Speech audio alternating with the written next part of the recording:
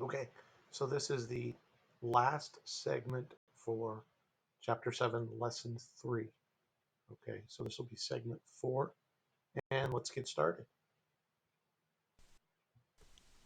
Let's get some practice identifying different types of sentences. Example: identify each type of sentence by writing the correct label in the blank. Labels: S for simple sentence, F for fragment, SCS, simple sentence with a compound subject, SCV, simple sentence with a compound verb, CD, compound sentence, CX, complex sentence. Number 1 is a compound sentence. Jason went to bed, but he could not sleep. I know sentence 1 is a compound sentence because of the comma and coordinate conjunction that is used. Sentence 2 is a simple sentence with a compound subject. My mom and dad rode to the airport with my uncle. Were you able to recognize the two subjects in this sentence? Mom, dad. Number 3 is a simple sentence. We looked everywhere for our lost puppy. I know this is a simple sentence because it has a subject, predicate, and expresses a complete thought. Number 4 is a simple sentence with a compound verb. We talked and laughed with our cousins. The verbs talked, laughed make this sentence a compound verb. Sentence 5 is a compound sentence. See if you can figure out why. You may...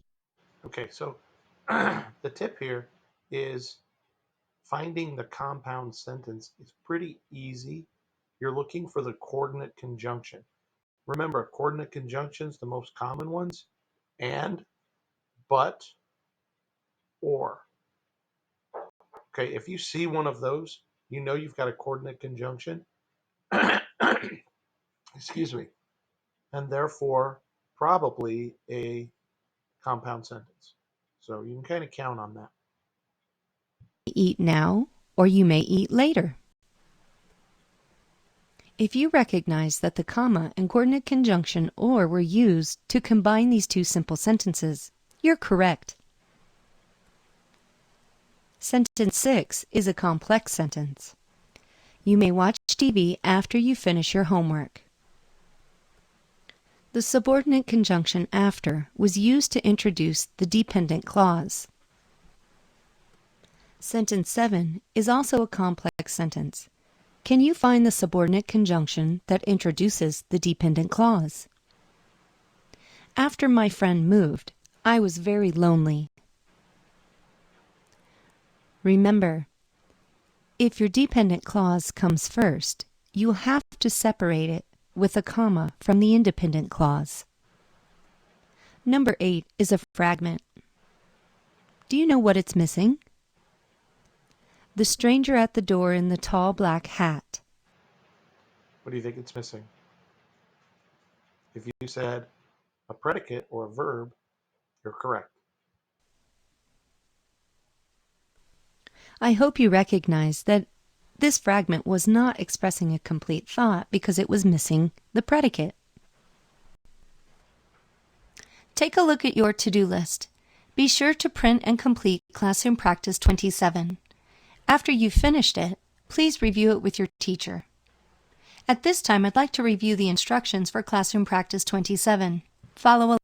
Okay, before we go over the instructions, really quickly, this is not your assignment for Thursday. Okay? This will be your assignment due on Friday.